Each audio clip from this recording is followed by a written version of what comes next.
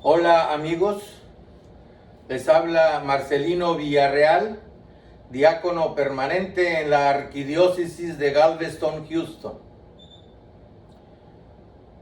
para compartir con ustedes una meditación basada en el Salmo 63 del rey David. Como sabemos, de acuerdo a las escrituras, como nos avisan las escrituras sobre que el rey David era un rey muy piadoso, todos los días estaba en el santuario orando a Dios, pidiendo por su pueblo, pidiendo porque Dios les ayudara en las batallas que tenían constantemente con los pueblos que estaban alrededor del pueblo de Israel. Y a pesar de su pecado en el que el profeta Natán se lo echó en cara y él lo comprendió y entendió la gran maldad que había cometido, siempre se arrepintió de ese pecado. Y David siempre mantuvo una relación muy íntima con Dios. Todos lo sabemos. Este Salmo 63, el Salmo 42, todos los salmos son escritos con una gran pasión.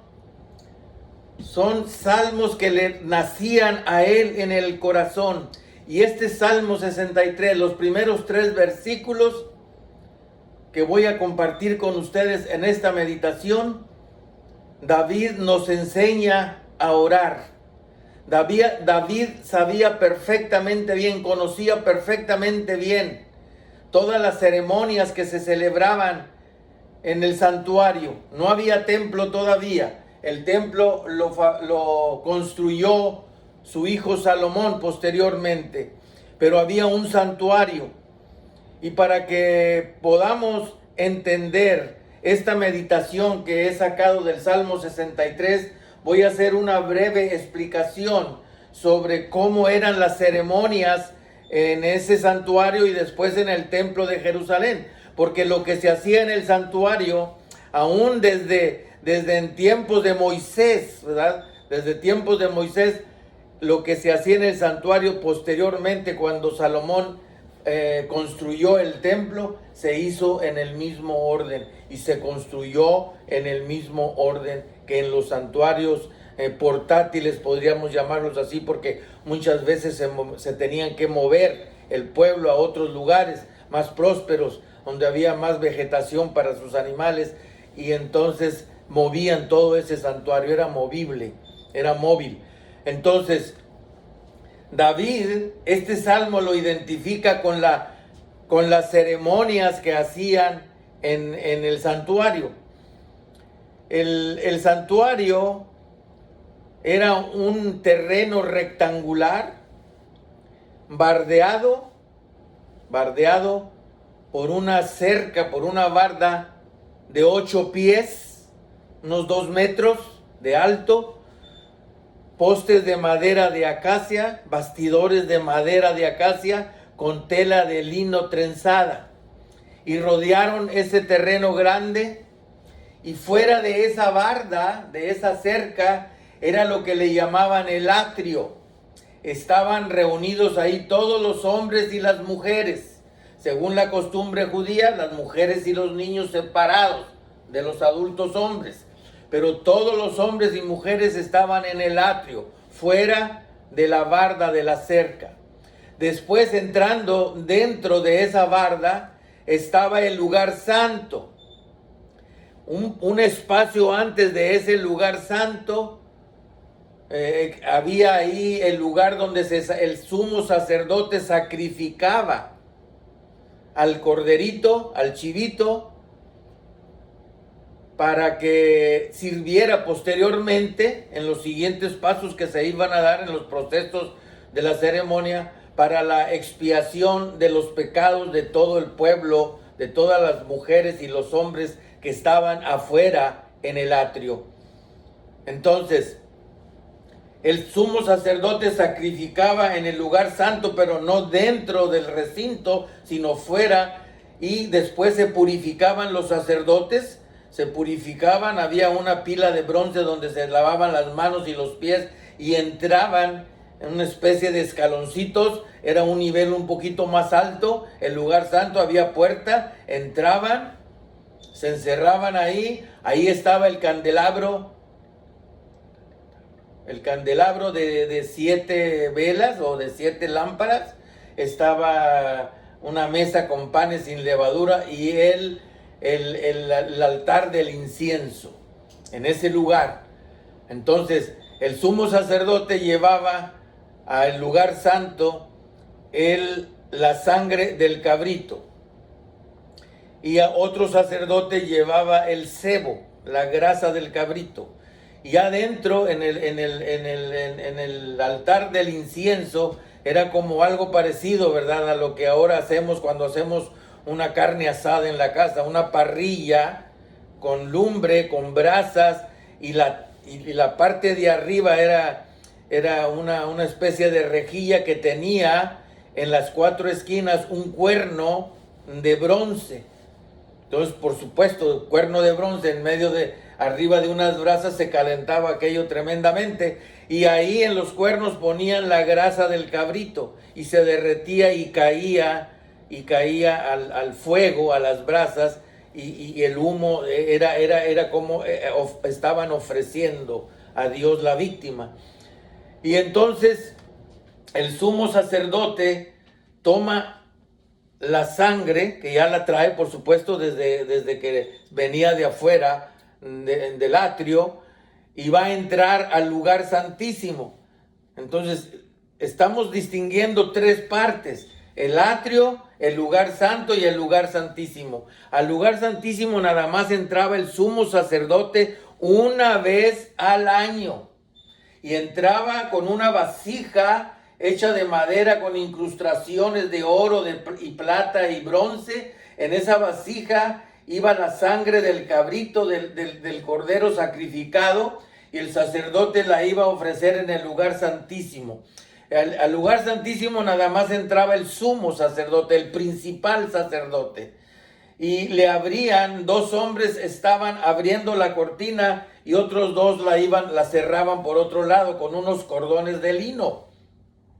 La cortina no es lo que nosotros nos suponemos, una cortina, ¿verdad?, de tela donde nosotros la podemos correr y cerrar y abrir. La cortina era de madera de acacia.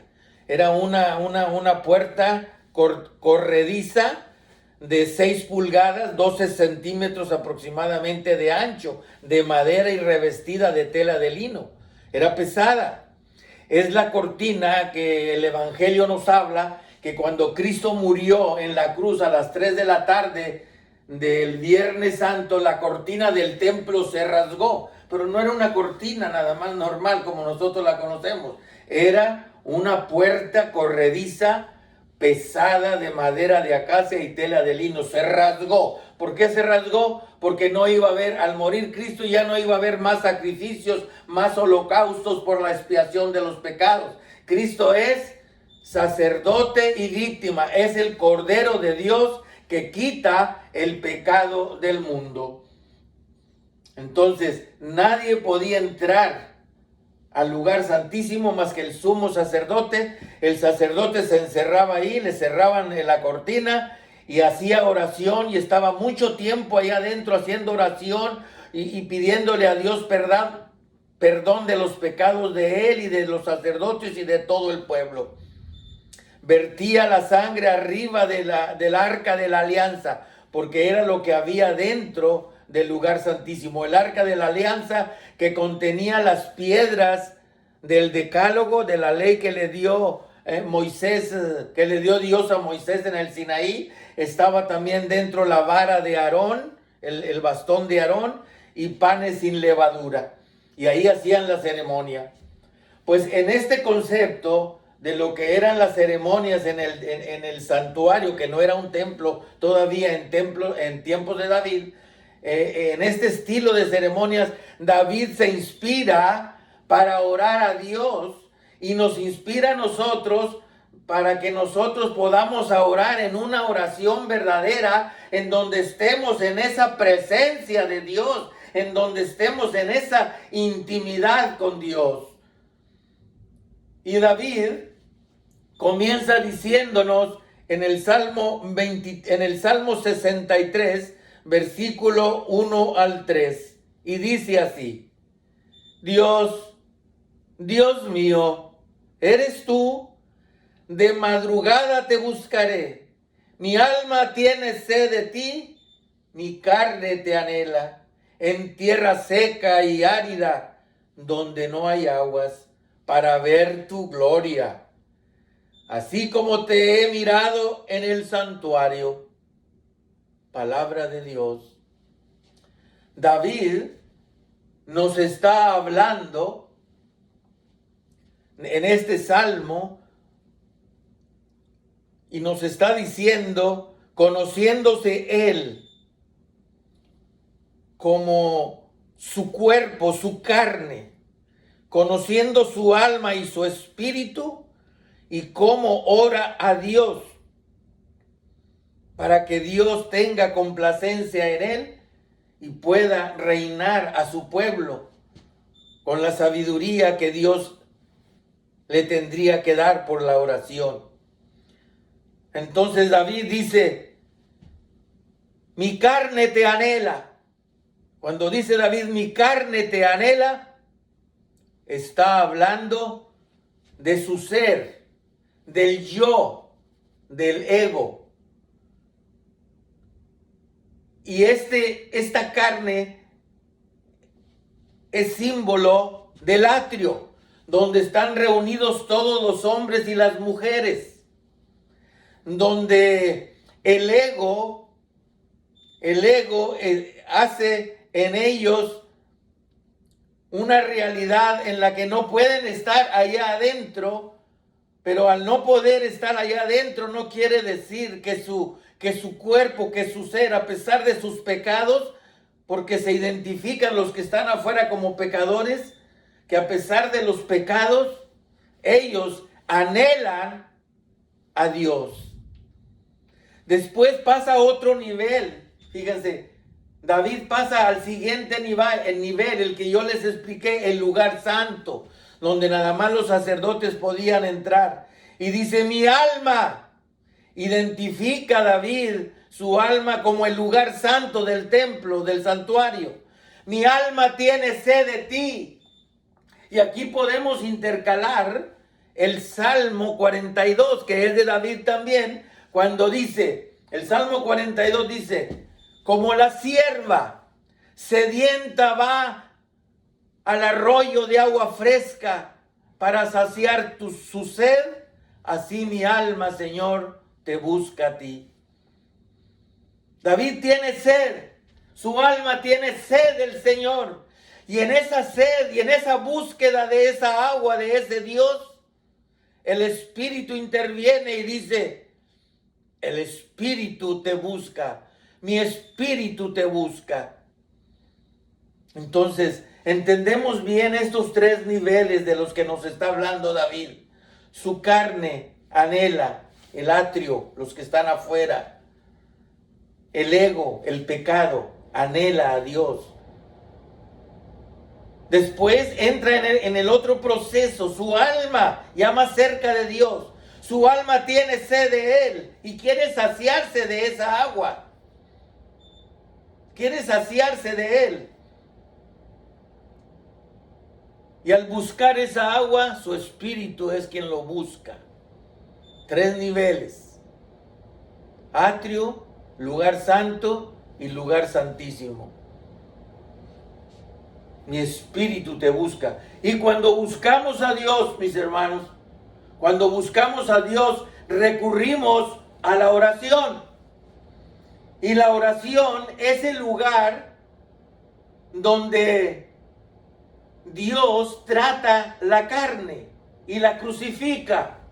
Es el lugar donde Dios trata tu ego, tu yo, y lo crucifica.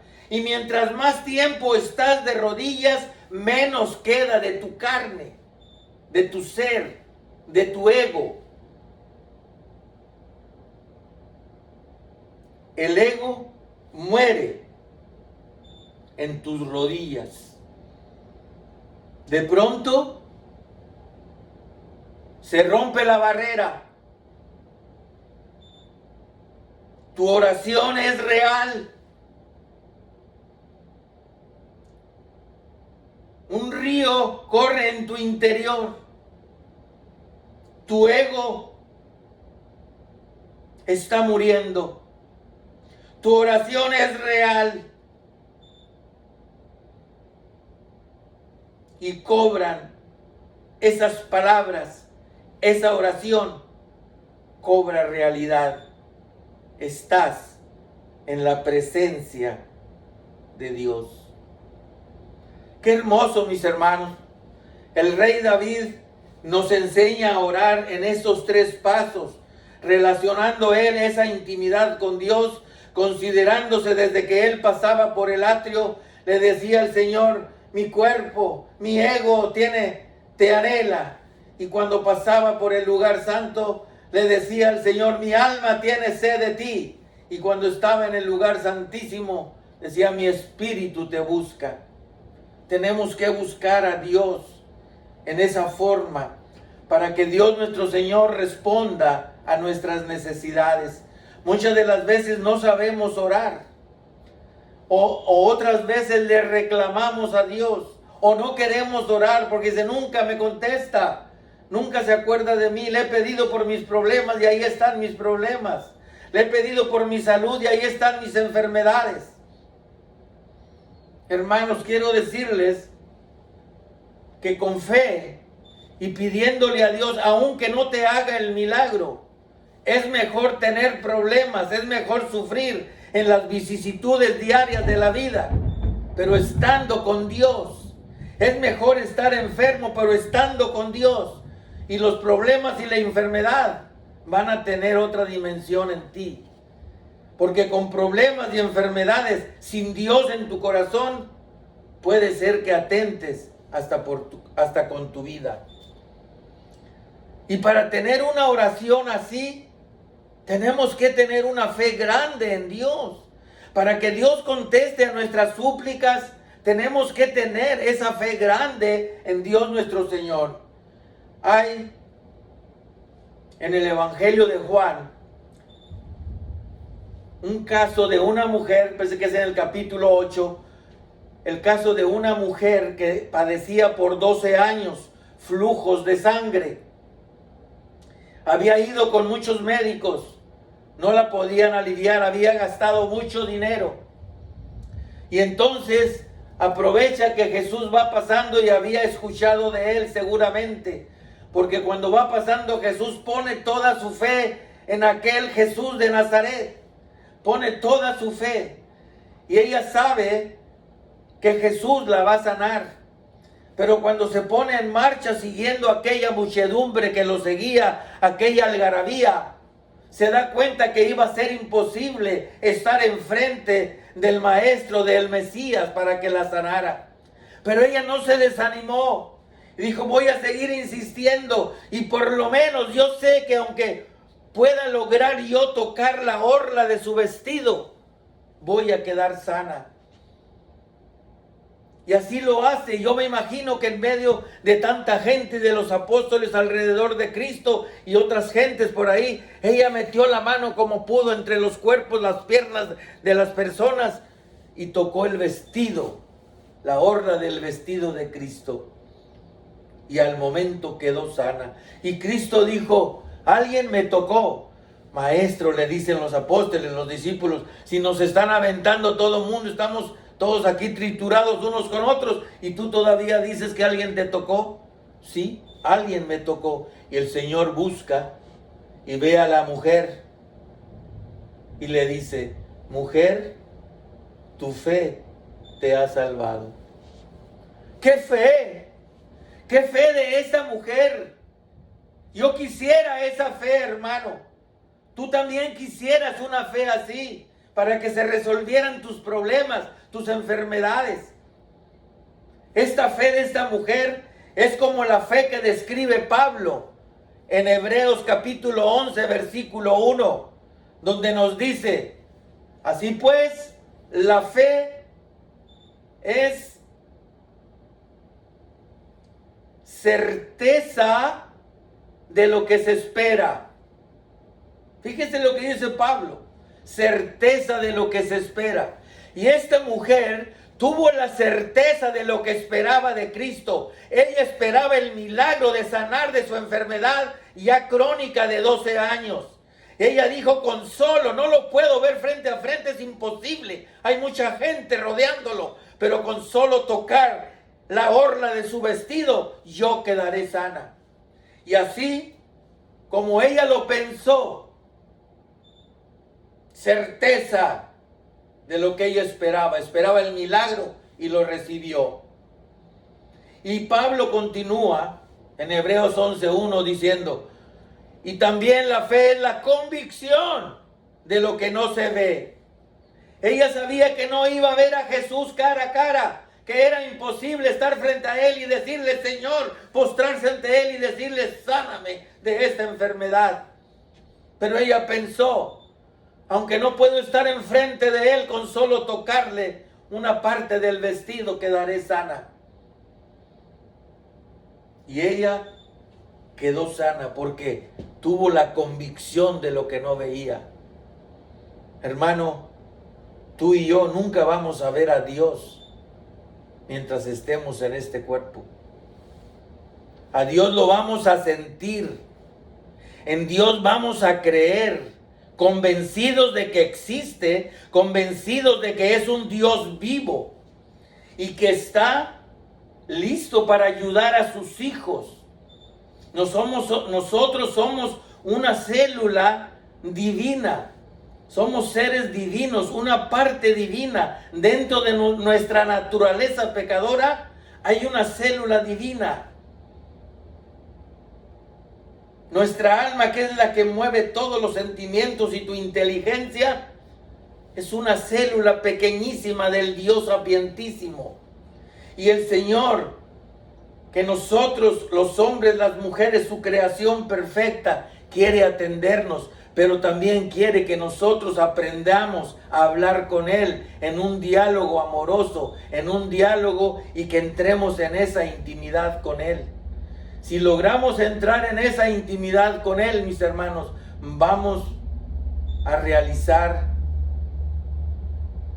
una vida llena de fe y en donde el Señor se va a acordar de nosotros.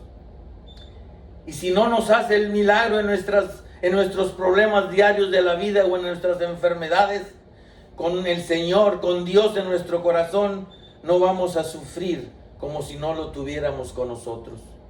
Te invito, hermano, para que aprendas a orar en el proceso que el rey David nos ha enseñado en este Salmo 63, y que en el transcurso de tu vida, que tu fe sea como la que nos describe Pablo en Hebreos 11:1.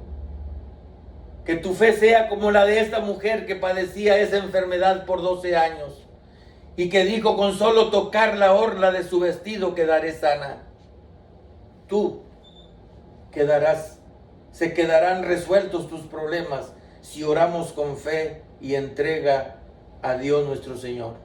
Que Dios les bendiga.